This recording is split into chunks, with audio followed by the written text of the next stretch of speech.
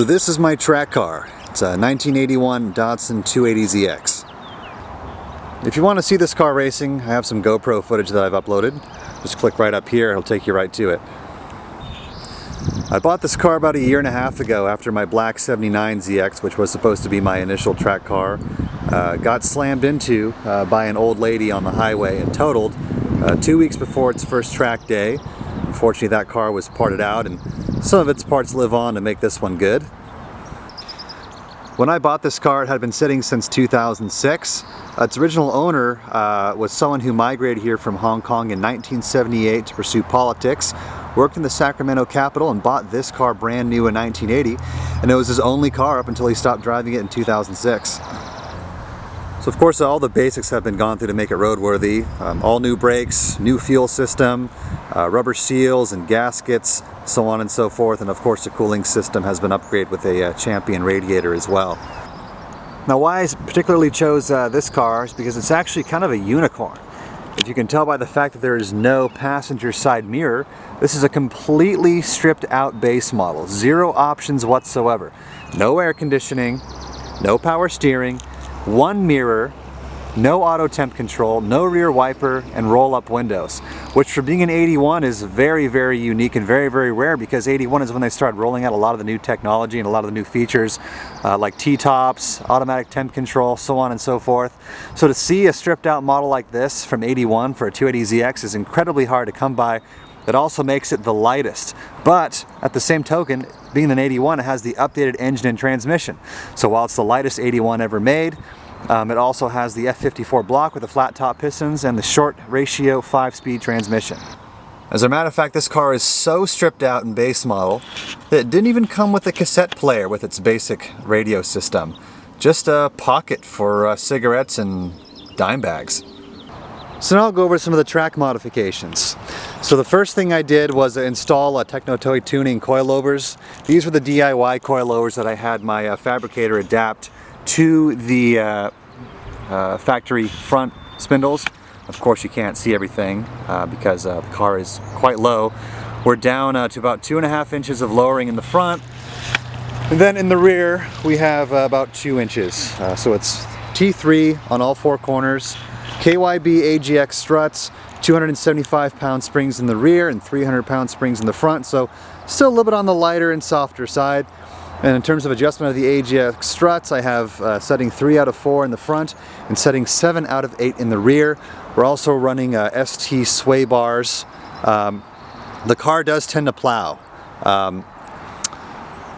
I think that may be because of camber in the front. This car does have camber plates, which I will show you here in a moment. So not too sure how well you're going to be able to tell, but we actually do have camber plates poked up in these strut towers here.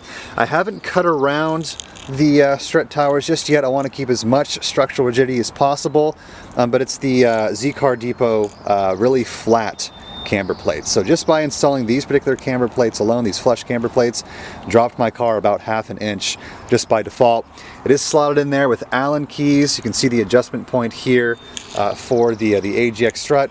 All this black stuff is graphite lubricant because there's a ball and socket type fitting inside these camber plates. While I have the hood open, we'll go over the engine. Engine is stock. Ported intake manifold, extrude ported, so they cut out the back of the manifold, poured it all the way through, gasket matched to 34.5 millimeters. We have a set of MSA headers because of course, down to a custom exhaust. We have one 9-inch resonator in the center, and then back we have 2 glass packs.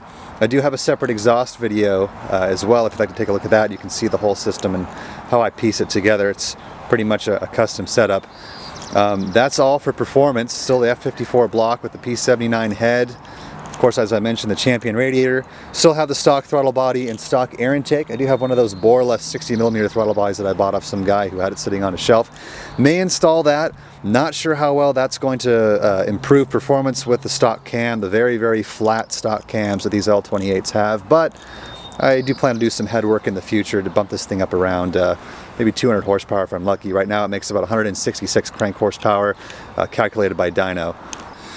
Another upgrade I made is this old school 200SX Nismo steering wheel that I found in Australia. There's a bit of a back spacing to it, so it does sit a little bit further closer than the stock two-spoke Booze Cruiser steering wheels that come with these things. And having 3 spokes, 9 and 3 there, also of course really helps with cornering. This car has no power steering, as I mentioned, so you really have to muscle it around corners. And I had the seats reupholstered as well. I must say though, really a lack of side bolstering, and of course it is a 43-year-old car, but I may have something done about this in the future. As you can see, these seats are pretty flat, nothing really in the way of lateral stabilization, so I may open this up here, have a fabricator cut like an arch out of pipe, weld it onto the stock frames, and then add extra stitching and padding to make it more firm and in place. As far as the rest of the interior, I do have the Cusco strut bar in the back with my little GoPro mount. Interior, as you can tell, is totally roasted from the Sacramento heat. I mean, this car never saw a garage in its life. Sat outside for all of its years, and it gets 112 degrees in the summer in Sacramento, so that definitely did a number on the dash door panels, and the seats were just disintegrated when I first got this car. That was the first thing that I had to do. But it doesn't really bother me. This is not a show car, this is a go car, so kind of is what it is. I also have the 130 mile an hour speedometer from my old 79 that I swapped in. I also rolled up the odometer to match the odometer of the original speedometer. So that mileage is accurate. Of course, it's only 5-digit, but you can roll up an odometer, you just can't roll it back. That way it's totally legal and doesn't damage any of the internal components. So if you watched my my second most recent video, other than this one of course, you'll see that I have a personal record at Laguna Seca of 2 minutes, 1 second, 43, I believe. A few improvements that could be made to this car to make it a little bit faster. I am hoping for a sub 2 second, maybe 150 down the line. The brakes. The brakes, I mean, I was getting truly a lot of brake fade. It was a very hot day at Laguna Seca, 94 degrees on the track, blistering sun. These stock brakes just were not cutting it. I mean, as you may be able to tell, they are starting to glaze over, and they got really, really hot. They were smoking, and like I said, I was getting some pretty nasty fade. Stock discs, it's got semi-metallic pads, just not doing the trick. Really, towards the end of my lap, even that PR that I made, I was really having to pump the brakes and brake really, really early to keep these things from overheating and preventing me from going into the dirt like I did on the corkscrew once when I lost brakes almost entirely. So that needs to be improved. I don't know if it's just my DOT3 brake fluid that's boiling, I need to get a higher flashpoint rated fluid, or if these small 43-year-old brake designs are just not up to the task of high-speed driving. But that is definitely a place of improvement. So as far as other improvements go, this car is still on its stock control arms with its stock ball joints and stock tension rods as well with the stock squishy rubber bushings. There is some caster deflection that I do notice on hard cornering and sometimes braking as well. I would like to improve that. Maybe bring a little extra caster, and this thing will help me with my lift-off oversteer that it has. This rear end becomes very, very twitchy when you let up the throttle. It loves to swing around, especially going down the carousel at Sonoma Raceway. You really have to keep your foot planted or else that rear end is going to come right around just like that. And in terms of plow and such as well, I may add a little more camber to the front wheels, but I think having upgraded control arms and tension arms we'll be able to improve caster by that method. I'll be able to reduce my plow, make it a little more neutral on throttle while not making it any more twitchy in the rear.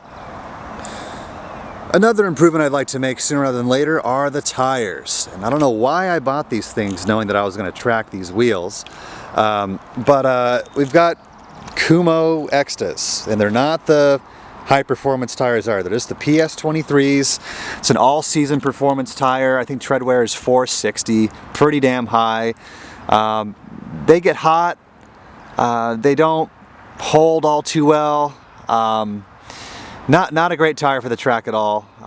For sporty driving around the street, sure. But as far as track time is concerned, these tires are a no-go. I think I'm going to switch to Yokohama Advans. We'll have to see.